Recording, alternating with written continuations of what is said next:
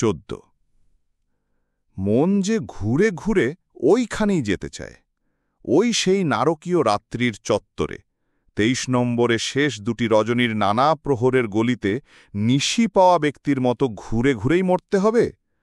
যে কোনো মুহূর্তে নির্জন পেলেই সুদীপ্তর মন তৎক্ষণাৎ সেই দুটি রজনীর অধিবাসী হয়ে ওঠে। কিন্তু আমি না, তিনি এখন ঠিক তেমনিভাবে বসে আছেন যেমন বসেছিলেন সেই গতকাল সকালে কারফিউ ওঠার সময়। কারফিউ উঠলে আমিনা ঘর থেকে বেরিয়ে নিঃশব্দে এসে বারান্দায় বসেছিলেন। ইকবাল হলের দিকে চোখ রেখে একটা চেয়ারে যেন সহসা পুতুল হয়ে গিয়েছিলেন। সুদীপ্ত যখন বাইরে যাবার পোশাকে ঘর থেকে বেরিয়ে স্ত্রীকে বলেছিলেন, আমি একটু নিচে থেকে আসি, আমিনা তখন কোনো কথা বলেননি।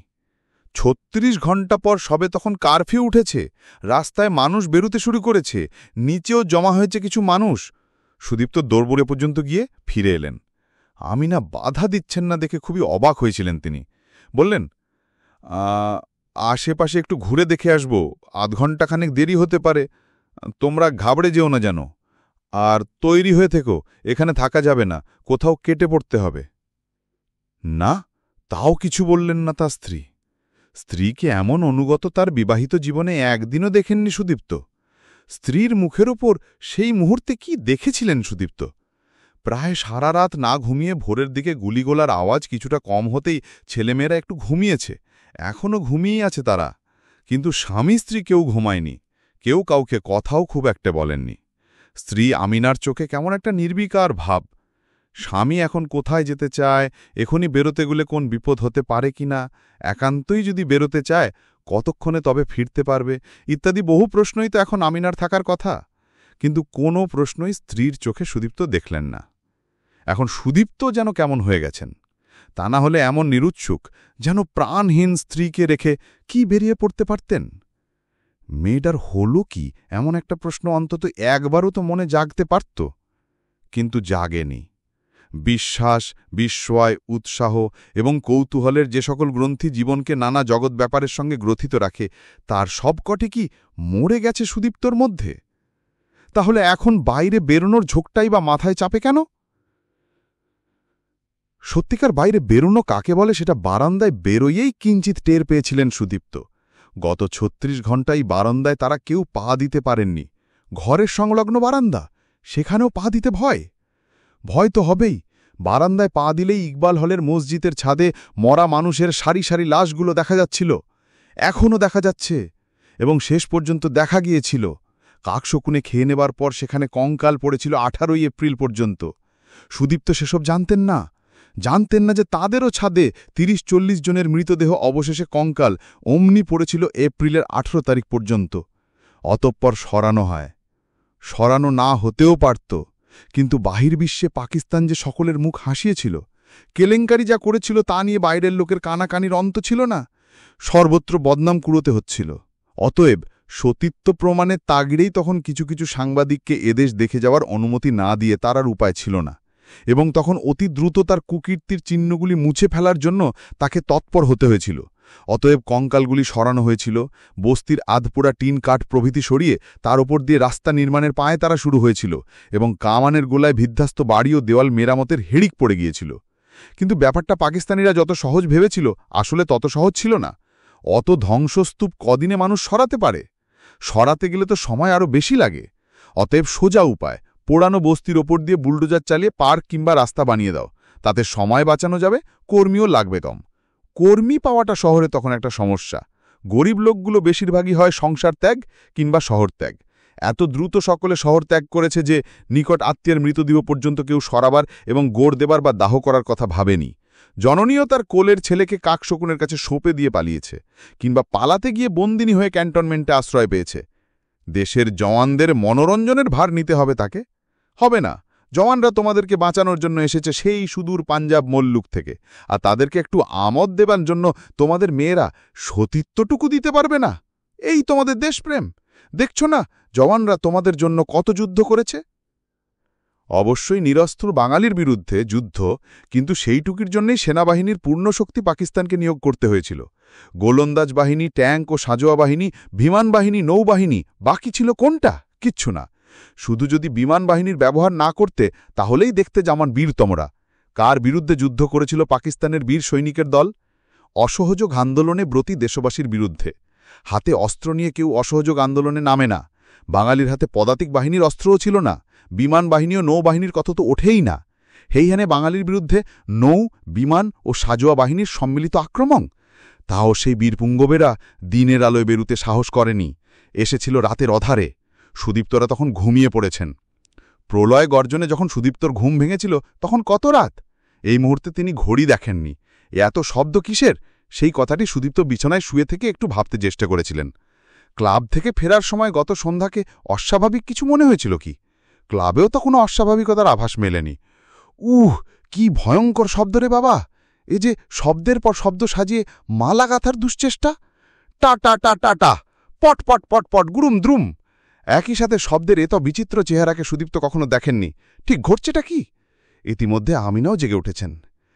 ওগো, কি হয়েছে শুনছ? আমি তো অনেকক্ষণ ধরেই শুনছি। সুদীপ্ত উঠে বাইরে এলেন। উত্তর দিকের বারান্দায় গিয়ে দেখেন পশ্চিম দিকের রেল কর্নেলির ঘরবাড়ি জ্বলছে। উত্তর পূর্ব কোণেও আগুন। আগুন কোন দিকে নেই, আর সব দিক থেকে ভেসে আসছে অসহায় মানুষের আর্তচিৎকার। শুরু হয়েছেটা কি? ফজলুর রহমান সাহেবকে ডাকবেন নাকি? দক্ষিণের বারান্দায় এলেন সুদীপ্ত। রান্নাঘরের দোরগোড়ায় গিয়ে দাঁড়ালেন। ওইখানে দাঁড়ালে নিচের তলায় ফজলুর রহমান সাহেবের বারান্দা দেখা যায়। ভদ্রলোকের স্ত্রী বিলেতে পিএইচডি করতে গেছেন। কয়েক মাসের মধ্যে রহমান সাহেবও যাবেন কথা আছে। আপাতত বিরহ যাপন করছেন। এ নিয়ে প্রায় সুদীপ্ত আজকাল রহমান সাহেবকে জ্বালিয়ে যাচ্ছিলেন। জ্বালিয়ে খাওয়া কথাটা রহমান সাহেবের। আপনি আমাকে জ্বালিয়ে খেলেন দেখি, দাঁড়ান, কালই প্লেনের টিকিট কাটছি। ব্যাস।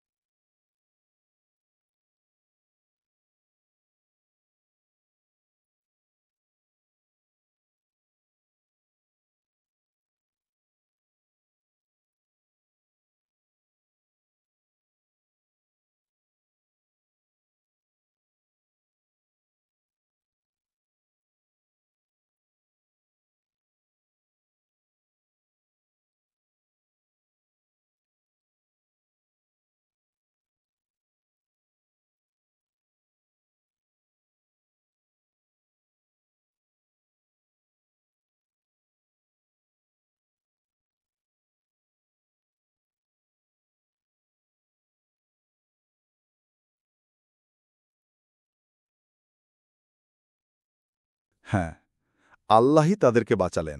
তা না হলে ঘরে ঢুকে বিছানা খালি দেখেই ফিরে যাওয়ার জন্য পা বাড়াবে কেন তারা? একটু উকি মেরে খাটের নিচেটা দেখার কথা তো সহজেই মনে হতে পারত। হয়নি যে, ওইটুকুই আল্লাহর রহমত। এমনি করেই তার প্রেম নেমে আসে মানুষের জন্য। আরও দেখ, সৈনিকরা যাবার সময় খালি বিছানার এক কোণে শেল মেরে আগুন ধরিয়ে দিয়ে গেল। কাণ্ডটা তারা বিছানার মাঝখানে করতে পারত, কিংবা একাধিক শেল ছুটতে পারত সারা বিছানা ভরে, কিন্তু না, এক মুহূর্ত দাঁড়ায়নি তারা। ঘরে তাদের স্পর্শযোগ্য কিছু ছিল না, কেবল বই ছিল, রাশি রাশি বই। অভিশয়তানকে হাতিয়ার। বই হচ্ছে শয়তানের হাতিয়ার। অতএব সেই দিকেও তারা একটা শেল ছুড়ে দিয়ে একটা আলমারিতে আগুন ধরিয়ে দিয়েছিল। এবং ওইটাই আল্লাহর কৃপা যে বই বিছানা সব পুড়ে যাওয়ার দৃশ্যটা তারা দাঁড়িয়ে দাঁড়িয়ে দেখেনি। অনবি সাইদাল সাইকানি বাঙ্গালি কুত্তা বাগিয়া বলতে বলতে বেরিয়ে চলে গেল ওরা। একটা আলমারিতে ও খাটের এক কোণে আগুন ধরে গেছে ততক্ষণে। আর তো খাটের নিচে থাকা চলে না। কিন্তু সৈনিকরা যদি বাইরে ওত পেতে বসে থাকে, না, থাকবে না। ওরা না জেনে গেছে বাঙালি কুত্তা ভাগিয়া। তবুও যদি না, যদির কোনো অবকাশ নেই। পুড়ে মরার চেয়ে গুলি খেয়ে মরা ভালো। সকলে বেরিয়ে হামাগুড়ি দিয়ে স্নানঘরে গিয়ে ঢুকলেন। ভাগ্যক্রমে কলে পানি ছিল। আগুন তখনও খুব বেশি ছড়ায়নি। ওরা স্বামী স্ত্রীতে সহজেই সে আগুন নিভিয়ে ফেললেন। আর তারা কেউ খাটের নিচে গেলেন না। মেঝেতে বসে থেকেই এখন বাকি রাতটুকু কাটাবেন। কিন্তু কাটাবেন কি করে? ওরে মা রে, এ কি আওয়াজ! এত প্রচণ্ড আওয়াজ সুদীপ্ত কখনো শোনেননি। এতক্ষণ এই আওয়াজটা কই ছিল না? সম্ভবত কামান দাচ্ছে ওরা। কিন্তু কোথায়? সারা এলাকার ঘরবাড়ি সব ধুলিসাৎ করে দেবে নাকি? গুলির হাত থেকে বেঁচে এখন ছাদ চাপা পড়ে মরতে হবে। উফ, কি বিকট আওয়াজ! আর গন্ধ! বিশ্রী ঝাঝালো গন্ধে বাতাস ভরে গেছে। ছদ্দি যদিও মাথায় না ভেঙে পড়ে, তাহলেও এই গন্ধেই মরতে হবে। এ কূট গন্ধ দূষিত বাতাস কিছুক্ষণ টানলই নির্ঘাত মৃত্যু। সুদীপ্ত জানলা বন্ধ করতে গেলেন। উত্তর দিকের জানলা বন্ধই ছিল। পূব ও দক্ষিণের জানলা দুটো পর্দা আড়ালে দেহ লুকিয়ে বহু সন্তর্পণে তিনি বন্ধ করলেন। পায়ের নিচে অনুভব করলেন ভাঙ্গা কাচের টুকরো। তখনই মোজা জুতো পরিয়ে দিলেন ছেলে মেয়েদের পায়ে। চারদিকে ফর্সা হয়ে এলে অতি সন্তর্পণে জানলার পর্দা একটু ফাঁক করে পূব দিকের খোলা মাঠের পানে তাকালেন সুদীপ্ত। এই কি কাণ্ড! এত মৃতদেহ! মাঠের এক কোণে অনেক লাশ পড়ে আছে, অনেক লাশ। ওদেরকে কোথাও মেরে ওইখানে জমা করেছে, নাকি জ্যান্ত ধরে এনে ওইখানে দাঁড় করিয়ে গুলি করেছে? যাই ওরা করে থাকুক, ওইখানে এমনি করে ফেলে রাখার কারণটা কি? লাশের আদমশুমারি করবে নাকি? দক্ষিণ দিকের জানলা দিয়ে এবার দৃষ্টি ফেললেন সুদীপ্ত। ইকবাল হলের মসজিদের ছাদে কয়েকটি লাশ। একটি লাশ পড়ে আছে সেখানে, পাইপের একটি বড় ছিদ্র দিয়ে ঝরঝর করে জল পড়ছে। বোধহয় গুলি খাবার পরও জীবিত ছিল ছেলেটি এবং পিপাসার্ত হয়েছিল। তখনই বোধহয় সে কোনো মতে নিজেকে ওই জলধারার নিচে ফেলে দিয়েছিল, কিন্তু মুক্ত জলের নাগাল পায়নি। পানির পেয়ালা হাতে পেতেই প্রাণ নিঃশেষিত হলে পানি পাওয়া না পাওয়ার মধ্যে কোনো পার্থক্য থাকে? হায় হায়, ছেলেটা পিপাসা নিয়েই মরেছে। সুদীপ্ত দেখলেন জলের ধারা ঝরছে তার গলার কাছে, বুকের উপর। তখনও ঝরছে। কয়েকদিনই ঝরেছিল অনবরত, এবং ঝরে ঝরে তার গায়ের উপর দিয়ে গড়িয়ে গেছে। বিশুদ্ধ পিপাসার জল, কিন্তু পিপাসা নিবৃত্তির প্রয়োজনে লাগেনি। শুক্রবার ২৬শে মার্চ সারা দিন সুদীপ্তকে ছেলেমেয়ে নিয়ে শোবার ঘরে কাটাতে হল। বারান্দায় বেরোনোর উপায় নেই। সামনে ইকবাল হলের নিচের তলায় প্রহোস্ট অফিসে আগুন জ্বলল বেলা প্রায় ১১টা অবধি। আর ইকবাল হল ২৩ নম্বর বিল্ডিংয়ের মাঝখানে বাবুর্চি বেয়ারাদের জন্য যে ঘর বানানো হয়েছে, তার বারান্দা অধিকার করে কয়েকটি মিলিটারি জওয়ান বসে থাকল সারাদিন। ২৩ নম্বরের বারান্দা ঠিক মুখোমুখি। এখন তাহলে ছেলেমেয়েদের খাওয়ানো হবে কি করে? হামাগুড়ি দিয়ে শরীর লুকিয়ে রান্নাঘরের কাছে পৌঁছানো যায়, কিন্তু পৌঁছানোই যায় শুধু, লাভ তো কিছু হয় না। তালা খুলবার জন্য মাথা তুললেই ওদের নজরে পড়তে হবে যে পুবজকের মাঠে যেখানে রাশি রাশি লাশ পড়ে আছে, যেখানে মিলিটারি জওয়ান টহল দিয়ে বেড়াচ্ছে, আর শকুনেরা লোভ ও সতর্কতা নিয়ে চারপাশে তাকাচ্ছে। সত্যি, শকুনের এই ভালোবাসে মৃতদেহ। মৃতদেহ ঘিরে বসে থাকে, ঘুরে বেড়ায়। শকুনেরা ভালোবাসে প্রাণ নয়, মৃতের শরীর। প্রাণবান মানুষকে দেখলেই তাকে সব বানাবার ইচ্ছা জাগবে ওদের। মুহূর্তের মধ্যে গর্জে উঠবে হাতের রাইফেল। অতএব বাঁচতে হলে ওদের দৃষ্টি এড়াতে হবে। কিন্তু রান্নাঘরের তালা খুলতে গেলে ওদের নজরে পড়ার সম্ভাবনা ১৫-১৬ আনা। তাহলে ছেলেমেয়েদের খাওয়ার কি হবে? ঘরে শুধু চাল আছে, আর কিছু নেই। ইলেকট্রিক হিটার রান্নাঘরে, রান্নাঘরের মিট সেফে গত রাতের বাসি ব্যঞ্জনও আছে, নষ্ট হয়নি, জাল দিয়ে খাওয়া যেতে পারে। কিন্তু সে কথা আমিনা এখন মনেও আনলেন না। পানিতে চাল ভিজাতে দিলেন। ঘরে চিড়ে থাকতে যদি, কতকাল তারা চিড়ে খায়নি। এই মুহূর্তে মনে হলো চিড়ে অতি উত্তম খাদ্য। ঘণ্টাখানেক পরে চালগুলো ভিজে একটু নরম হলে তাই একটু চিনি দিয়ে ধরলেন ছেলে মেয়েদের সামনে। নিজেরাও খেলেন। খাওয়া মানে দুবার মুখে দিয়ে 1 গ্লাস করে পানি খাওয়া। কতজনের এই খাওয়া জন্মের মতো ঘুচে গেল এই রাতে, তাদেরও যেতে পারত। এমন চিন্তা আক্রান্ত হলে কোনো কিছু আর খেতে ভালো লাগার কথা নয়। সুদীপ্তর খিদে কই উড়ে গেল। আচ্ছা, তখন মরে গেলে আমরা এখন কোথায় থাকতাম? ওই যে লাশগুলো পড়ে আছে, ওর মালিকরা গেছে কোথায়? খুবই ছেলে মানুষের মতো একটা ভাবনা এলো সুদীপ্তর মধ্যে।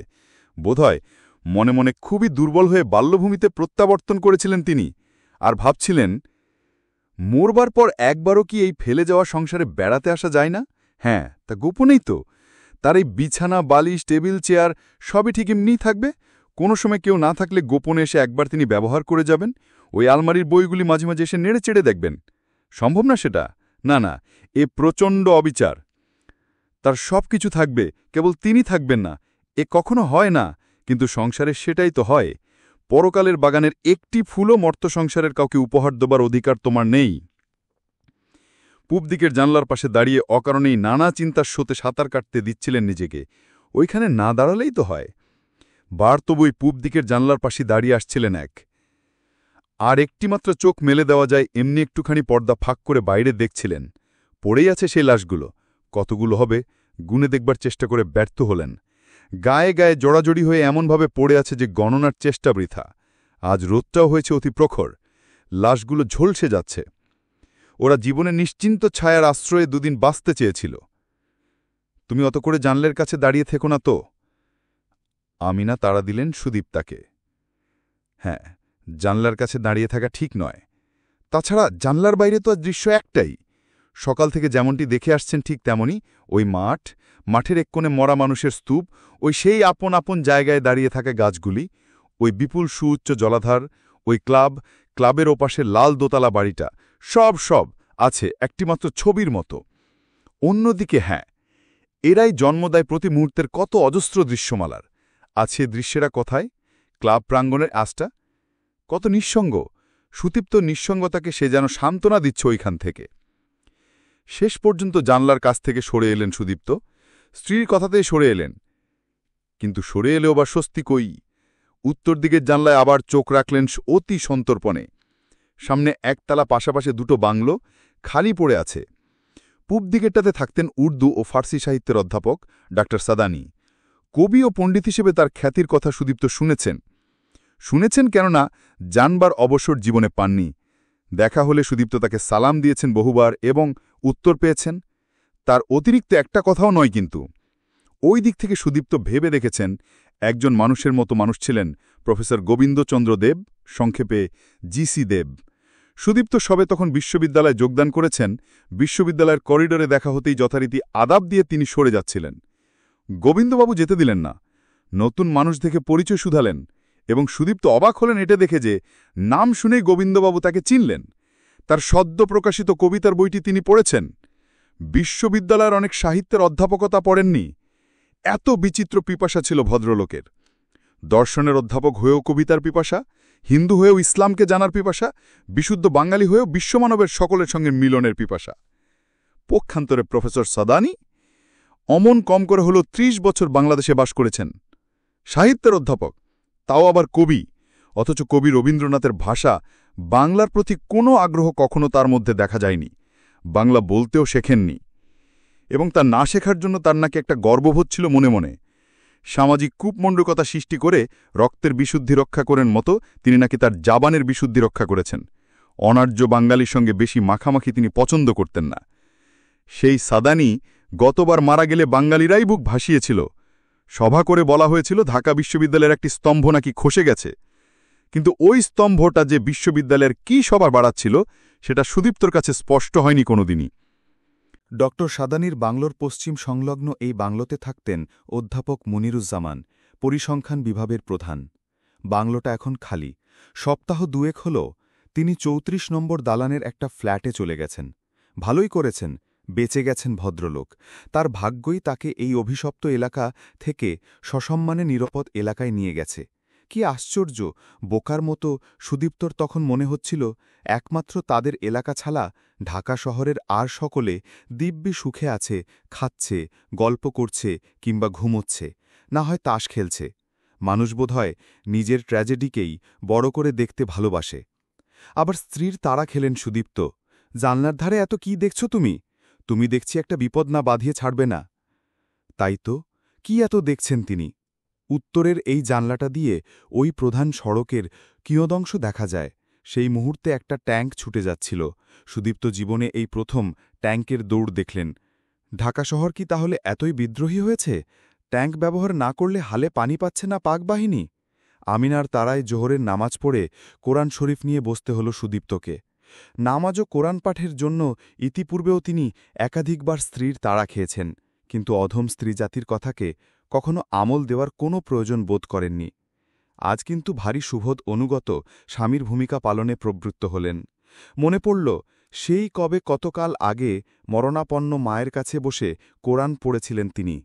তিনি তো জানতেন না আজও তিনি যে কোরআন নিয়ে বসেছেন তাও একটি মৃত্যু শিওরের পাশেই।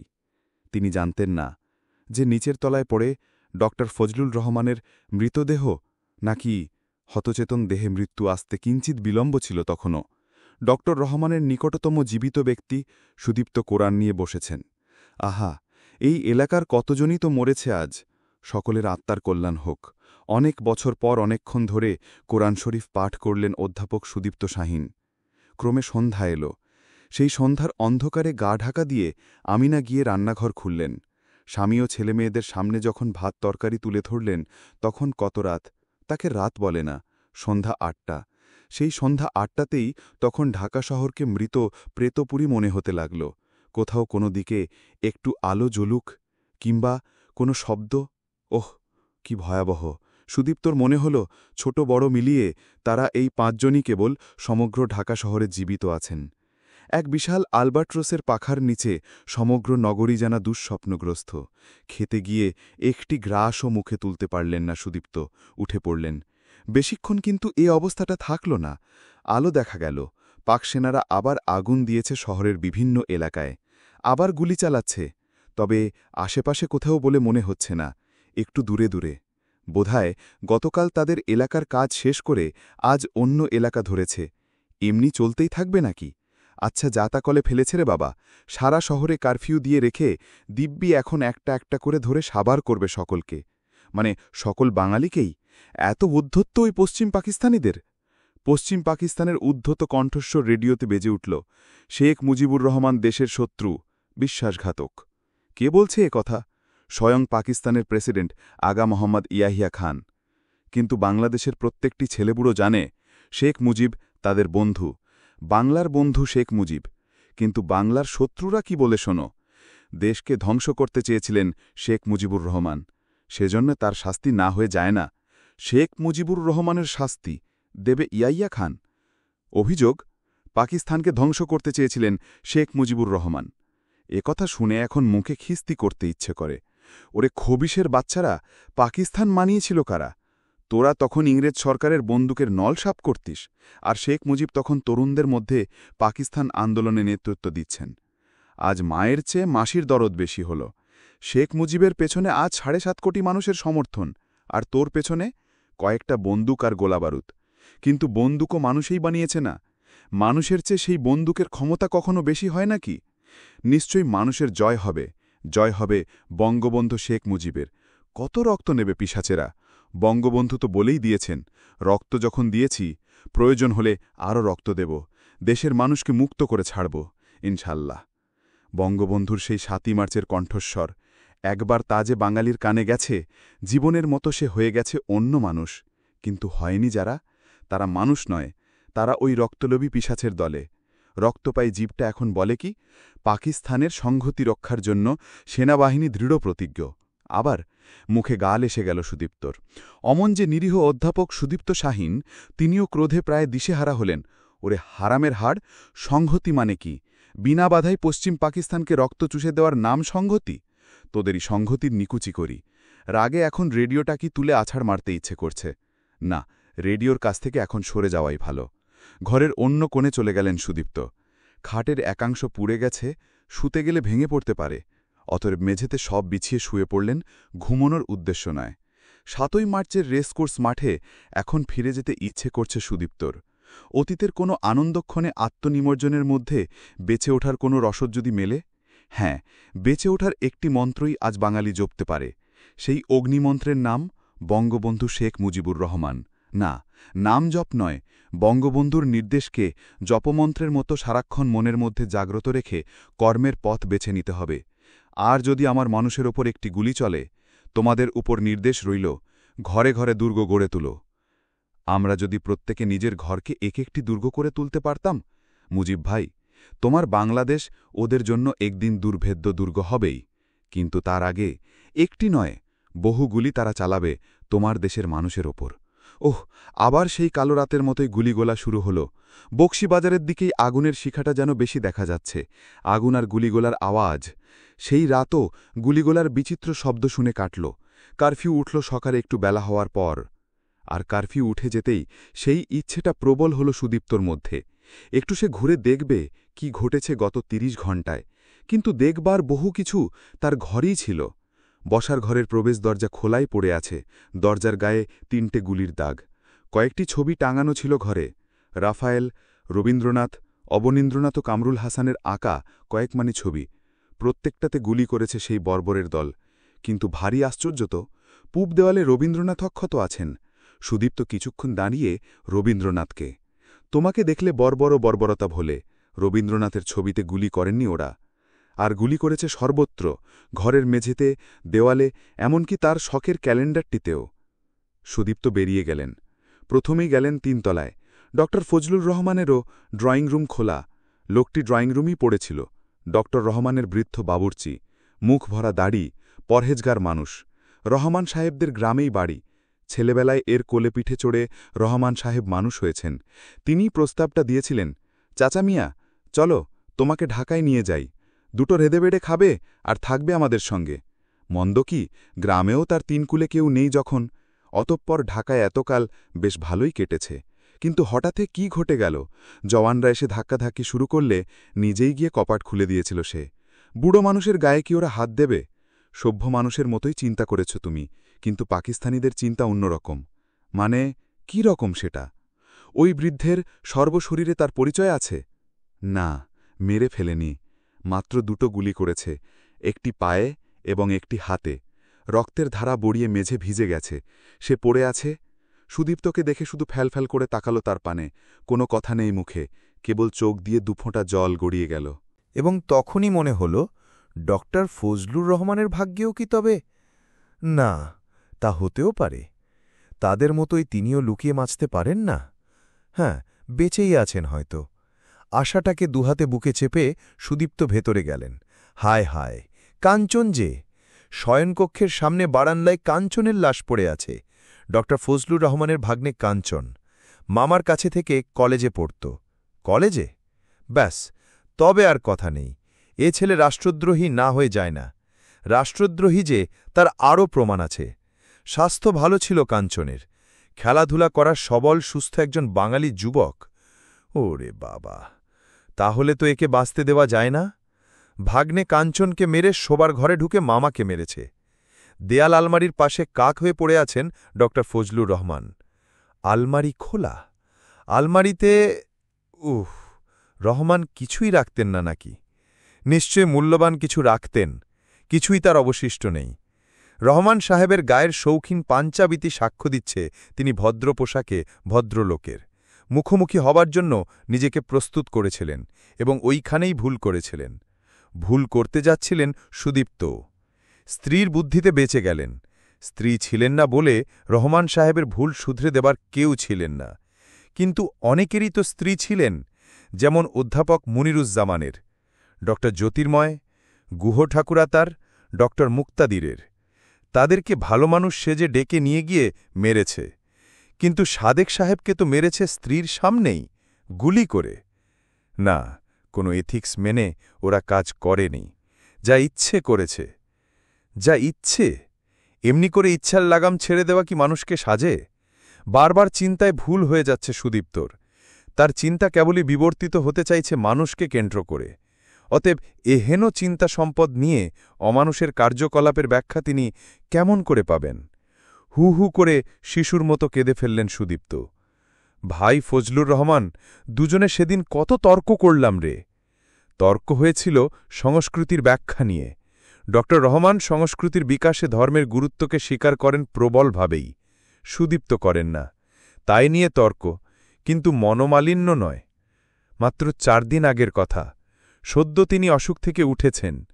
পানি বসন্তে ভুগে কেমন স্নান দেখাচ্ছিল ভদ্রলোককে, কিন্তু মুখের সেই হাসিটুকু ঠিকই ছিল।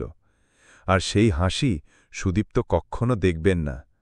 চোখের পানি মুছতে মুছতে তিনি বেরিয়ে এলেন, এবং তখনই মনে হল ছাদটা একবার দেখা দরকার। পরশু রাতে অত দাপাদাপিটা শোনা গিয়েছিল কিসের? ভাবতে ভাবতেই আর নিচে না নেমে উপরে চললেন। সিঁড়ির সর্বোচ্চ ধাপে একটি কাঁথার উপরে পড়ে আছে একটি শিশু কন্যা। থমকে দাঁড়াতে হল। এত কোঁচি মেয়েটাকেও ওরা মেরেছে? গলায় গুলির দাগ, নাকি বেয়োনেটের খোঁচা? কত বয়স হবে? 2 মাস? 3 বা 4 মাসের বেশি কিছুতেই নয়। কিন্তু মেয়ের মা কই? ছাদে কোনো যুবতী স্ত্রীলোকের লাশ সুদীপ্ত দেখলেন না। বয়স্ক পুরুষের লাশও না। বেশিরভাগই বৃদ্ধ বৃদ্ধা এবং কয়েকজন ছোট ছোট ছেলে মেয়ে। সব মিলে প্রায় 30-40 জন হবে। ছোট ছেলেমেয়েরা প্রাণের ভয়ে গড়িয়ে গিয়ে পানির চৌবাচ্চার নিচে লুকিয়েছিল। সেইখানেই গুলি করে তাদের ঘুম পাড়িয়ে দেওয়া হয়েছে। হ্যাঁ, ঘুমিয়ে থাকার মতোই দেখাচ্ছে। অনেক কটি ভাই বোন এক শয্যায় শুয়ে ঘুমালে সকালবেলায় তাদের কেমন দেখায়? কে কোথায় পা রেখে কোথায় মাথা রেখে এলোপাথারি ঘুম দিচ্ছে, কোনো চিন্তা ভাবনা কিংবা সৌজন্যবোধের বালাই নেই। এ যেন অনেকটা তেমনি। তেমনি? এমনি রক্তের উপর পড়ে থাকে নাকি তারা? আহা, এতগুলি কুঁচি ছেলে মেয়েকে মারতে ওদের হাত পা কাঁপেনি? ফজলুর রহমানকে দেখে সুদীপ্ত কেঁদেছিলেন। কিন্তু এতগুলি মানব সন্তানের এই নিষ্ঠুর পরিণতি সুদীপ্তকে লজ্জা দিল। বনের পশুও তো কেউ এমন করে মারে না। 2 মাসের শিশুকে বনের বাঘ তো আক্রমণ করবে না। ক্ষুদ্র মানব শিশু রমুলাসকে লালন করেনি বনের এক বাঘিনী? হ্যাঁ, মানুষ পশুরও অধম কখনো হয়, কিন্তু সব মানুষ হয় না। যারা হয় তাদের সঙ্গে কি একত্র থাকা চলে? না, আর ওদের সাথে নয়। ফিরোজ ঠিকই বলে। ফিরোজ বলে, ব্রিটিশ রাজত্বে বাংলাদেশের অবস্থা যেমন ছিল এখনও ঠিক তেমনি আছে। স্বাধীনতা সংগ্রাম তাই এখনও শেষ হয়নি। শেষ কি, শুরুই তো হয়নি এতকাল। শুরু হয়েছে গত 7ই মার্চ থেকে। মুজিবুর রহমান গণ আন্দোলন শুরু করলেন। আমাদের এবারের সংগ্রাম মুক্তির সংগ্রাম, এবারের সংগ্রাম স্বাধীনতার সংগ্রাম। স্বাধীনতা? প্রশ্ন তুলেছিলেন সুদীপ্ত। বন্ধুর সঙ্গে তর্ক করেছিলেন। কিন্তু আর তো তর্কের অবকাশ নেই। পাকিস্তান নামে কোনো দেশ পাঞ্জাব সিন্ধু অঞ্চলে থাকতে পারে, বাংলায় নেই। থাকলে তো ওরা আমরা মিলেমিশে একই দেশের অধিবাসী হতাম। এবং তাহলে এমনি করে নির্বিচারে নারী শিশু বৃদ্ধ সকলকে ওরা হত্যা করতে পারে? নিজের দেশের লোক হলে এমনি করে নিরপরাধ জনসাধারণকে মারতে পারে কেউ? পরের দেশেও এমন ঢালাও গণহত্যার কথা কচিত শোনা গেছে। গতকালের দেখা সেই সব দৃশ্যাবলী সুদীপ্তর চোখে এখনও ভাসছে। এখন তার মনে হচ্ছে জীবনে আর কখনও বোধহয় কোনো মুহূর্তটি একা বসে কাটাতে পারবেন না। একা হলেই ওরা এসে ঘিরে ধরে যে। চিলকোঠার ছাদে সেই বাপ ছেলের লাশ, আর সিঁড়ির সর্বোচ্চ ধাপে 2 মাসের শিশু কন্যা। অথবা দেখুন জলের ট্যাঙ্কের নিচে সেই জড়াজড়ি করে পড়ে থাকা ছেলেরা। কে যেন কান ধরে ওইগুলোই দেখাতে নিয়ে যায় বারে বারে। দোতলার সিঁড়িতেই দৃশ্যটা ছিল সবচেয়ে মর্মান্তিক। সিঁড়ি দিয়ে নামতে গিয়ে সুদীপ্ত প্রায় মূর্ছা যাচ্ছিলেন। দেয়ালের গায়ে মনার মাথার চুল, মনে হচ্ছে দেয়ালের শরীর ছুঁড়ে বেরিয়েছে। একটা দুটো নয়, 1 গোছা চুল প্রায় 2 ফুট দীর্ঘ। ঠিক তার সামনেই 2 ধাপ পরে রক্তের ধারা জমাট বেঁধে আছে। সুদীপ্তর মনে হয়েছিল সেই ছাদের 3-4 মাসের শিশুকন্যার সাথে এই রক্তের যোগ আছে। যুবতী মায়ের কোল থেকে সেই শিশুকে ছিনিয়ে কাঁথার উপরে ফেলে দিয়ে মাকে নিয়ে যেতে চেয়েছিল বর্বরের দন। সন্ধে কয়েকবার চিকার করেছিল সেই যুবতী জননী, তারপর সংজ্ঞা হারিয়েছিল। অসংবৃতার বিশ্রাস্ত দেহলতা 4তলা দালানের ছাদ থেকে চুল ধরে টেনে নামাচ্ছে। দৃশ্যটা কল্পনায় আসতেই সুদীপ্ত শিউড়ে উঠলেন। ঠিক অমনি করে চুল ধরে টেনে হিচড়ে যদি না নাবাবে তাহলে এক খাবলা মাংসশুদ্ধ চুলের গোছাটা এমনভাবে উঠে আসবে কেন? আর উঠে আসতেই তারা সেটাকে ছুঁড়ে মেরেছিল দেয়ালে। কাঁচা মাংস দেয়ালে গাঁথা পড়ে চুলের গোছাটা এখন ঝুলছে। আর সেই মেয়েটি? মাংসশুদ্ধ মাথার চুল উঠে যাবার ফলে নিশ্চয়ই বিভৎস দর্শনা হয়ে গিয়েছিল, তাই গুলি করে সেই মুহূর্তেই মারা হয়েছিল তাকে। এই রক্ত তার। আর একতলায় নেমে সিঁড়ির প্রশস্ত চাতালের সেই রক্ত? ওখানেও পিশাচেরা কাউকে গুলি করে থাকবে। কাকে? তার নাম নেই, কিন্তু চিহ্ন রেখে গেছে। ওই দেখো ময়লা কাঁথা বালিশের পুটলি, আর গুঁড়ো দুধের পরিত্যক্ত পানির পাত্রে কিছু চাল, বড়জোর শেরখানেক হবে। ওই নিয়েই বাঁচতে এসেছিল এখানে। ওই সবই ফেলে এখন কোথায় গেছে? যেখানে গেছে আর সেখানে মৃত্যু নেই। প্রতি মুহূর্তে কি একটা আগলে বেড়ানোর দায় নেই, অতএব শঙ্কাও নেই। এই শঙ্কা বয়ে বেড়াচ্ছি আমরা কেন? বাঁচতে চাই বলে? প্রতি মুহূর্তে শঙ্কা বুকে বয়ে বেঁচে থাকা যায় নাকি? বাঁচার নাম আনন্দ, সেজন্য শঙ্কা পোষণ কেন? আনন্দ কুসুমের জন্ম সাহসের বৃন্তে, অতএব সাহস সঞ্চয়ের চেষ্টা করলেন সুদীপ্ত। সাহস প্রার্থনা করলেন, তাও ব্যর্থ হল। এখন কেবলই তার শঙ্কিত হবার পালা। সে কে? তার ভিক্ষাপাত্রে 1 সের চাল ছিল, সেই যুবতী জননীর কোলে কন্যাটি ছিল। সব ফেলে তারা চলে গেছে। বাসায় 1 বস্তা চাল আর কয়েক হাজার টাকার বই আর আসবাবপত্র ফেলে সুদীপ্তও চলে এসেছেন, কিন্তু সেই শঙ্কাটাকে সঙ্গে এনেছেন ঠিকই। অনলাইনে বেস্ট সেলিং বই কিনুন। সেই শঙ্কাটা এখানেও সুদীপ্তকে তাড়া করল। ফিরোজের এই সজ্জিত ড্রয়িং রুমের মধ্যেও দেয়ালে ঝুলে থাকা সেই চুলের গোছা সুদীপ্তর চোখের সামনে ভেসে উঠল। কেউ যেন একখণ্ড ভারী পাথর ঝুলিয়ে দিল বুকের উপর। আমিনা কখন উঠে চলে যাচ্ছেন, এখন তিনি ঘরে একা, এবং সেটাই সবচেয়ে যন্ত্রণার। সামনের সাদা দেয়াল ফুঁড়ে এক্ষুনি শুধু অমনি দীর্ঘ চুল গজায়। আরও তীক্ষ্ণ একটা ভয় তাকে আক্রমণ করতে এগোচ্ছিল, কিন্তু তিনি বাঁচলেন একজন ভদ্রলোকের আগমনে। ভদ্রলোকের মুখ ভরা দাড়ি, মৌলভী সাহেব বোধহয়, পরিধানে পায়জামা ও শেরবানি, মাথায় টুপি। তিনি এসেই পরিষ্কার উর্দুতে ফিরোজ সাহেব ভেতরে আছেন কিনা জিজ্ঞাসা করলেন। সুদীপ্ত একেবারে অবাক। এই ধরনের মানুষের সাথেও ফিরোজের দোস্তি আছে নাকি? সুদীপ্ত একটু বিস্ময় অনুভব করলেন, এবং বিস্ময় তার সপ্তমে চড়ল যখন ফিরোজ এসে আগন্তুককে দেখেই বুকে জড়িয়ে ধরলেন। যাক, তুমি এসে গেছো, তবে এখন খবর কি বলো? কিছু বলতে আগন্তুক ইতস্তত করছিলেন। ঘরে 3য় ব্যক্তি আছেন। ফিরোজ তা বুঝতে পেরে বললেন, হ্যাঁ, এর সামনে স্বচ্ছন্দে মুখ খুলতে পারো। আমার অন্তরঙ্গ বন্ধু, তদুপরি বিশ্ববিদ্যালয় অধ্যাপক। চেষ্টা করলেও আমাদের কোনো ক্ষতি করতে পারবে না। বিশ্ববিদ্যালয়ের অধ্যাপকদের সম্পর্কে তোমার ধারণা তো বেশ উচ্চমানের বোধ হচ্ছে। আগন্তুক ভদ্রলোক এবার পরিষ্কার বাংলায় বলে উঠলেন, আপনি ভাই রাগ করবেন না। আপনাদের কিছু সংখ্যক অধ্যাপক সম্পর্কে আমাদের ধারণা সত্যই খুব নিম্নমানের। উপকার অপকারের প্রশ্ন বাদ দিন, কোনো কিছু করার ক্ষমতাই তারা রাখেন না। কয়েকটা কথা মুখস্থ করে সেইগুলি বছরের পর বছর ধরে আউড়ে অর্থোপার্জনটা একজন যথার্থ তোতাপাকির ছাড়া কি? এই মৌলভী সাহেব ধরনের লোকটি বলছেন এই কথা? চমকি উঠতেই তো হয়। মৌলভী সাহেব হলেই কেবলই হাদিস কোরআনের কথা জানবেন, তার কি মানে আছে? সুদীপ্ত বললেন, সেই কথা ধরুন আলাদাভাবে বলে কিছু লাভ নেই। কর্মজীবনের নানা স্তরে এমনই তোতাবাগীদেরই তো সংখ্যাধিক্য। যেমন দেশের মানুষ যেমন, তেমনি আমাদের বিশ্ববিদ্যালয় অধ্যাপকরাও তেমনি। সমাজের কোনো একটা অংশকে বিচ্ছিন্ন করে দেখতে পারেন কি? বুঝলে হে কোরাইশি? ফিরোজ বললেন, এই জন্যই এ ভদ্রলোক আমার বন্ধু। তুমি যতই ঘা দিয়ে কথা বলো, চটবেন না। তুমি রাগাতে চাইলেই উনি রাখবেন ভেবেছ? সুদীপ্ত বুঝলেন ফিরোজ কথার মোড় অন্যদিকে ফেরাতে চাইছেন, অতএব তিনি চুপ মেরে গেলেন এবং যথারীতি আলোচনা অন্য মোড় নিল। কুরাইশি নামক আগন্তুকটি জানালেন, তোমার বাড়িতে থাকা চলবে না। ওদের প্ল্যান হচ্ছে আওয়ামী লীগের সকলকে ওরা হয় সাবার করবে, না হয় নীতি বিসর্জন দিয়ে দালালির কাজে লাগতে বলবে। সামনে খুব দুর্দিন। কিন্তু পালাতে হলে তো আন্ডারগ্রাউন্ডে যেতে হয়। সেসব কলা কৌশল তো আমার জানা নেই। মুশকিল ওইখানে। আওয়ামী লীগ সোজাসুজি গণতান্ত্রিক পদ্ধতির রাজনীতি জানে। তার শ্রেষ্ঠ অস্ত্র ধর্মঘট, অসহযোগ আন্দোলন ইত্যাদি। নির্বাচনের মাধ্যমে ক্ষমতা হস্তগত করার কৌশলটুকুই তার আয়ত্তে, কিন্তু এর প্রত্যেকটি হচ্ছে ভদ্রলোকের দেশে উদ্ভূত পন্থা। কুরাইশি একদিন তর্ক করেছিলেন ফিরোজের সঙ্গে, তোমাদের নির্বাচন, অসহযোগ আন্দোলন, এসবের কোনটা দিয়ে তুমি মধ্যযুগে ক্ষমতায় যেতে পারতে শুনি? হ্যাঁ, কথাটা ঠিক। মধ্যযুগের রাজনীতি ছিল যুদ্ধের রাজনীতি। কোরাইশি ভুল বলেননি। ফিরোজদের পথ এই কালের পথ। এই কালের ধ্যানধারণায় যারা বিশ্বাসী হবে, কেবল তাদের সঙ্গে একত্রে এই পথে যাওয়া চলে। তর্ক করব, আলোচনা চালাব এবং জনগণের মত যাচাই করে যদি দেখি তারা আমার পেছনে সমর্থন নেই, তাহলে নিঃশব্দে সরে দাঁড়াব, কিন্তু কোনো অবস্থাতেই গায়ের জোর খাটাব না। এই নীতি মধ্যযুগে কেউ কি মানত? এবং এখনও কি মানবেন যারা মধ্যযুগে বাস করে? তাদের জন্য তো সেই মধ্যযুগীয় পন্থায় উত্তম। এসো, যে যাকে পারি, জোর যার, মুলুক তার। এই কথাই মাও সেতুং বলেছেন একটু আধুনিক ভাষায়। ক্ষমতার উৎস হচ্ছে বন্দুকের নল। বন্দুকের নল দেখিয়ে বিগত ২৪ বছর পাকিস্তানের একটি সংখ্যালঘু অংশ সংখ্যাগুরু সম্প্রদায়কে শাসন ও শোষণ করে আসছে। কি কচুটা তোমরা করতে পেরেছ শুনি?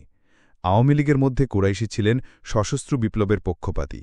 ২৫শে মার্চের রাতের পর কোরাইশি সাহেবের মর্যাদা বহুগুণ বৃদ্ধি পেয়েছে। এখন কোরাইশি সাহেবের যুক্তি পরামর্শ সকলের কাছেই গুরুত্ব পাচ্ছে।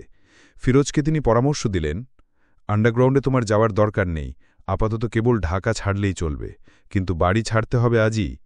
আজ বাড়ি ছাড়ব, কাল ঢাকা ছাড়ব, তারপর দেশ ছাড়ব কবে? দরকার হলে তাও ছাড়তে হবে, কিন্তু সে পরের কথা। আমরা আপাতত চেষ্টা করব পাকিস্তানিদের কেবলই ঢাকা শহরেই আবদ্ধ রাখতে। না পারলে সে সম্ভাবনা কোরাইশি সাহেব একেবারে অস্বীকার করেন না।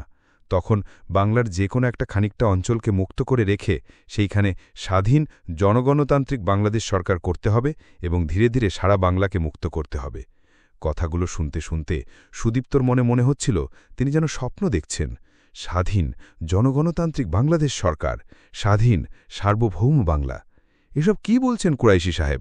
এইসব তো তার নিজের মনের কথা। বোধহয় শুধু তারই নয়, প্রত্যেকটি বাঙালির মনের কথা। যে মন স্বপ্ন দেখে সেই মনের কথা, এবং একদিন যে তা সত্য হবে তাতেও সন্দেহ নেই। কিন্তু এখন সে কথা ভাবা যায়? কেন? দুদিন আগে সে কথা তোমরা ভাববানি? সেই শিল্পী সাহিত্যিকদের মিছিল, রাইটার্স গিল্ড থেকে শহীদ মিনার পর্যন্ত শোভাযাত্রা, কিংবা ঢাকা শহরের সকল শিক্ষায়তনের শিক্ষকদের সেই মিলিত শোভাযাত্রা, বাইতুল মুকাররম থেকে শহীদ মিনার। সেখানে তোমরা স্লোগান কি দিয়েছিলে মনে আছে? মনে আছে? পাক বাহিনী খতম কর, বাংলাদেশ স্বাধীন কর। বাংলাদেশ স্বাধীন কর, বীর বাঙালি অস্ত্রধর। সেই স্বাধীনতার কথাই তো এখন বলছেন কুরাইশি সাহেব। অস্ত্র বলে স্বাধীনতাকে ছিনিয়ে আনার কথা বলছেন। তাহলে আর কি, ভালো কথাই বলেছেন। কিন্তু একটা কিন্তু কিছুতেই মন থেকে দূর হতে চায় না। কুরাইশি সাহেব চলে যেতেই ফিরোজের তাড়া খেয়ে সুদীপ্ত স্নানের ঘরে ঢুকলেন। পেছনে পেছনে ওরাও ঢুকল। সেই ভাবনাগুলি। ছেলেবেলায় সুদীপ্ত একবার একটা কুকুর পুষেছিল। কিছুতেই সে পেছন ছাড়তে চাইত না। লাথি মেরে তাড়াতে চাইলে সে আরও বেশি করে পায়ের কাছে লুটিয়ে পড়ে লেজ নাড়ত। আজ তার ভাবনাগুলি তেমনি অনুগত কুকুরের মতো হয়ে উঠেছে। ওই দেখো, সে জলভর্তি টবে লাফিয়ে পড়ে গলা বাড়িয়ে দিয়েছে। চৈত্র মধ্যাহ্নের তপ্ত আবহাওয়াতে ওই জলটুকু লোভনীয় ছিল বইকি, কিন্তু এখন যেন তা অস্পৃশ্য হয়ে গেছে। তিনি দাঁড়িয়ে পড়লেন সেই টবের সামনে। এখন তবে যাই কোথায়? ফিরোজের তো নিজেরই এখন অত্যন্ত দুর্দিন। তার স্ত্রী একটু আগেই যা বলেছিলেন সেটা তাহলে খুবই সত্যি কথা। আমিনার কাল সকালের যুক্তিটাই বোধহয় ভালো ছিল, কিন্তু কাল সকালে তখন কোনটা যে ভালো ছিল আর কোনটা খারাপ সেসব চিন্তার কোনো অবকাশ ছিল নাকি? কি তাড়াতাড়ি তখন এক চক্কর ঘুরে এসেছিলেন, তাও আবার ফিরেছিলেন ফিরোজের গাড়িতে। কিন্তু তার জন্যই কত রাগ আমিনার। তোমার আক্কেলের বলিহারি যাই। কই, তাকিয়ে দেখি একবার নীলক্ষেত এলাকায় কারা এখনো বসে আছে। সত্যি কথা, ইতিমধ্যেই তখন নীলক্ষেত এলাকা প্রায় ফাঁকা হয়ে গেছে, কিন্তু পথে এতখানি বোঝা যায়নি। সেখানে অনেক মানুষ তখনও ছিল, অনেক অস্বাভাবিক মানুষ, আতঙ্ক অঙ্কিত ললাট নিয়ে নিরাপদ আশ্রয় সন্ধানের পথে বেরোনো আদম সন্তানেরা। তার মধ্যে তার মতো কেবলই দেখতে বেরিয়েছে এমন মানুষও ছিল। দেখলেই চেনা যাচ্ছিল তাদের। তাদের হাতে কোনো বোচকা নেই বা সঙ্গে কোনো স্ত্রীলোক কি শিশু নেই। যানবাহনের দুর্ভিক্ষই সবচেয়ে বেশি। ভদ্রঘরের নবনী কোমল মেয়েরাও ভারী ব্যাগ হাতে ঝুলিয়ে হেঁটে চলেছেন। তাদের অনেকেরই হয়তো গাড়ি আছে, কিন্তু গাড়ির তেল নেই। পেট্রোল পাম্পগুলি পাকিস্তানিরা নষ্ট করে দিয়েছে, অথবা ওই রাতে ওখানকার কর্মচারীদের সব মেরে ফেলেছে। দরিদ্র রিকশাচালক কিংবা স্কুটার ড্রাইভার বেশিরভাগই বোধহয় মারা পড়েছে গত দুদিনে। তা না হলে এখানে ওখানে রিকশা স্কুটার অনেক পড়ে আছে, কিন্তু চালক নেই কেন? সুদীপ্ত অবশ্য বেশি দূর যাননি। ইকবাল হল পেছনে ফেলে সলিমুল্লাহ হল জগন্নাথ হলের পাশ দিয়ে গিয়েছিলেন শহীদ মিনার পর্যন্ত, এবং ওই পর্যন্তই, আর এগোতে পারেননি। ফিরেছিলেন ফিরোজের সঙ্গে। হায় হায়, ওই সব কি চোখে দেখা যায়, না চোখে দেখে এগোনো যায়? জগন্নাথ হলের লাশগুলি অধিকাংশই ওরা পুঁতে দিয়েছিল, কিন্তু ইকবাল হল ক্যান্টিনের কাছে স্তূপীকৃত লাশগুলি ওরা সরায়নি। সেই লাশের স্তূপের মধ্যে একটা গুলি করে মারা কুকুরও দেখা গেল। কি বলতে চায় ওরা? আমরা ওদের চোখে কুকুরের সমান? কোনো বাঙালির এই দৃশ্য সহ্য হবার কথা নয়। যারা দাঁড়িয়ে দেখছিল, তাদের মধ্যে একজন কুকুরটার একটা ঠ্যাং ধরে একটু দূরে সরিয়ে রেখে এলো। সুদীপ্ত সরে ইকবাল হল সংলগ্ন দিঘির দক্ষিণ দিকের রাস্তায় গিয়ে দাঁড়ালেন। কয়েকজনকে দাঁড়াতে দেখেই তিনি গেলেন। কি দেখছে ওরা? ওরে বাবা, কি বিরাট গর্ত ইকবাল হলের দেওয়ালে! কামান দেখেছে ওইখানে।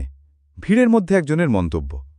আরেকজনের মন্তব্য শোনা গেল, ওরে বাবা, ওই দিকেও কামান দেখেছে দেখা যায়। এ বিল্ডিং দুটোতেও ছাত্র থাকত নাকি? দিঘির দক্ষিণ পশ্চিম কোণের বিল্ডিং দুটোর কথা। ওইখানে বিশ্ববিদ্যালয়ের অফিস কর্মচারীগণ থাকেন। ওদের বিল্ডিংয়ের দেওয়াল যা একেবারে ঝাঁঝরা করে দিয়েছে। ওখানে কেউ থাকলে তিনি কি বেঁচে আছেন?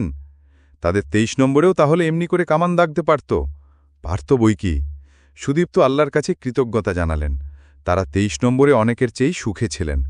তাদের সেই অবস্থাটা যদি সুখের অবস্থা হয়, তাহলে হায় গো, দুঃখ কাকে বলে?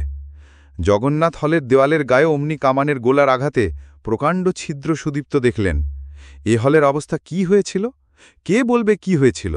কিছু বলার জন্য কেউ বেঁচে আছে নাকি? কিন্তু মরে গিয়েও তো অনেক কথা বলা যায়। যেমন বলছেন এই মেয়েটি। সামাজিক মর্যাদার কোন ধাপের এই মেয়েটা এখন আর বোঝার উপায় নেই। কেননা অঙ্গে বস্ত্র অলঙ্কার কিছু নেই, তবে উলঙ্গ শরীরে অলঙ্কারের চিহ্ন আছে। কানের মাকড়ি খুলে নেওয়ার ধৈর্য দুর্বৃত্তদের ছিল না। কান ফেড়া দেখেই বোঝা যায় কি পিশাচিক প্রক্রিয়াতে সেটা তারা হস্তগত করেছিল। চুড়ি খোলার সময় হাতের মাংস ছিঁড়ে গেছে, সেই সব স্থানে রক্ত জমাট বেঁধে আছে, আর মুখের মধ্যে দাঁতে লেগে আছে কাঁচা মাংস। কামড়ে তুলে নিয়েছিলেন বোধহয় কেন? সুদীপ্ত যেন স্পষ্ট দেখতে পাচ্ছেন, সম্ভ্রম রক্ষার শেষ চেষ্টায় অসহায় নারী প্রাণপণে কামড়ে ধরছেন বর্বরের পুঁতি দুর্গন্ধ দেহ। দাঁতে লেগে থাকা মাংস তারই সাক্ষ্য। ঠিক এমনি কিছু না হলে তো ক্যান্টনমেন্টের গণিকাবৃত্তি ভাগ্যে জুটত। পেটের অবস্থা দেখে স্পষ্ট বোঝা যাচ্ছে রমণী সন্তান সম্ভবা ছিলেন, এবং পাষণ্ডরা গুলি করেছে পেটের মধ্যে সন্তান থাকার সেই জায়গাটিতেই, তল পেটে আর একটা বুকে। পেটের সন্তানকেও গুলির হাত থেকে রেহাই দেয়নি ওরা। ওই শবের পানে অধিকক্ষণ তাকিয়ে থাকতে পারলেন না সুদীপ্ত। মাগো, তোমার লজ্জা আমরা কি দিয়ে ঢাকব? দুহাতে চোখ ঢেকে সেখান থেকে সরে এলেন সুদীপ্ত। কোথায় এলেন তিনি? এখানে শহীদ মিনার ছিল না। সেটা কোথায়? কোনো চিহ্নই নেই। তবু চিহ্ন আছে। পড়ে আছে বালি সিমেন্টের স্তূপ। ডিনামাইট দিয়ে গোড়াশুদ্ধ নির্মূল করে দিয়েছে বাঙালির মর্যাদার প্রতীক সেই প্রাণপ্রিয় শহীদ মিনার। এই তো কদিন আগে এখানে শপথ নিয়েছিলেন তারা, ঢাকার শিল্পী সাহিত্যিকেরা। কবিবন্ধু শামসুর রহমানের কণ্ঠে সুদীপ্তদের সকলের দৃপ্ত শপথ বেজে উঠেছিল, আমরা লেখনীকে আজ দেশের স্বাধীনতা সংগ্রামের হাতিয়ার করব। তা করতেই হবে যে। আর তো ফুল খেলবার দিন নয়। ধ্বংসের মুখোমুখি আমরা। সুভাষ মুখোপাধ্যায়কে এখন যেন নতুন করে আবিষ্কার করলেন সুদীপ্ত। হ্যাঁ তো, অবিকল সেই সুভাষদার কণ্ঠস্বর। সুদীপ্তর কানের কাছে মুখ রেখে তিনি বলে যাচ্ছেন, মৃত্যুর ভয়ে ভীরু বসে থাকা আর না। পর যুদ্ধের শয্যা, প্রিয় ফুল খেলবার দিন নয় অদ্য, এসে গেছে ধ্বংসের বার্তা। দুর্যোগে পথ হোক দুর্বোধ্য, চিনে নেবে যৌবনের আত্মা। এবারের 21শে ফেব্রুয়ারিতে রাত দুপুরের অনুষ্ঠানে সুদীপ্ত এখানে এসেছিলেন, কেননা শুনেছিলেন স্বয়ং শেখ সাহেব ওই সময় আসবেন। এসেছিলেনও শালপ্রাংশু বুজমানব শেখ মুজিবুর রহমান। কেমন যেন ম্লান দেখাচ্ছিল না মুজিব ভাইকে? ওকে ম্লান বলে নাকি? ঠিক কেমন যে দেখাচ্ছিল, কোনো শব্দ দিয়ে তা যেন প্রকাশ করা যায় না। দুর্জয় সেনাপতির প্রতিজ্ঞা, জননীর মমতা এবং ষড়যন্ত্র সংকুল ভবিষ্যতের আশঙ্কা সবকে এক পাত্রে ঢেলে মিশালে যা দাঁড়ায়, মুজিব ভাইয়ের মুখে চোখে ছিল সেই ভাবের অভিব্যক্তি। বাইরের শত্রুর কাছে এত কঠোর, এত দুর্দমনীয় যে ব্যক্তিত্ব, ঘরের লোকের কাছে তার একই রূপ। সুদীপ্ত তার চোখের দিকে তাকালেন। সেখানে তো কই সেই আগুন নেই। তবু আগুন আছে, আগুন চাপা দেওয়া আছে। এবং চারপাশে আপনজনের উদ্দেশ্যে উৎসারিত হচ্ছে বন্ধুর প্রীতি, শিশুর সারল্য আর বয়স্ক হৃদয়ের বাৎসল্য। এখন তিনি অকঠোর, কিন্তু সেই সঙ্গে অনমনীয় শপথে আকীর্ণ। সেই আত্মপ্রত্যয় বিদ্ধ দুর্দমনীয়তার সঙ্গে কি একটা এসে মিশেছে যেন। কি তার নাম? অপার্থিব দীপ্তি, স্বর্গীয় আভা। নাম যাই হোক, তিনি যে তখন ঐশীবাণীর আশীর্বাদ প্রাপ্ত ছিলেন তাতে তো কোনোই ভুল নেই। তা না হলে কি করে তখন উচ্চারণ করেছিলেন সেই অমোঘ বাণী, এই শহীদ মিনারে আপনাদের সাথে এই বোধহয় আমার শেষ দেখা। শহীদ মিনারের সামনে থেকে এক মুঠো মাটি নিয়ে কপালে ঠেকিয়ে বঙ্গবন্ধু আরও বলেন, আমি যদি নাও থাকি আপনারা থাকবেন। এই শহীদ মিনারকে ওরা যদি গুড়িয়েও দেয় তবু থাকবে আপনার দেশের ধুলো, কাদা, মাটি। কখনো এই দেশের সাথে বিশ্বাসঘাতকতা করবেন না। কি কোমল প্রীতিস্নিগ্ধ কণ্ঠস্বর! ইনি কি সেই 2 সপ্তাহ পরের বড় মানব শেখ মুজিব? 21শে ফেব্রুয়ারির ঠিক 2 সপ্তাহ পর রমরা রেসকোর্সে 7ই মার্চের সেই বজ্রকণ্ঠ, সেই কণ্ঠ বিধ্বস্ত শহীদ মিনারের পাদদেশে দাঁড়িয়ে আবার স্মরণ করলেন সুদীপ্ত। কাল থেকে কতবারই তো স্মরণ করলেন। সেই কণ্ঠ ইতিপূর্বে কখনো কোনো বাঙালি শুনেছে? হয়তো কখনো শুনেছে শশাঙ্কের কণ্ঠে, হুসেন শাহের কণ্ঠে কিংবা সিরাজের সেনাপতি মোহনলালের কণ্ঠে, অতঃপর এই সেদিন নেতাজি সুভাষের কণ্ঠে। নেতাজির প্রয়াস ব্যর্থ হয়েছিল, কিন্তু বঙ্গবন্ধু, তোমার প্রয়াস ব্যর্থ হবে না, আমরা ব্যর্থ হতে দেব না। 7ই মার্চের রমনা রেসকোর্সে যারা গেছিল তারা কি জীবনের মতো অন্য মানুষ হয়ে যায়নি? অন্তত সুদীপ্ত হয়েছিলেন।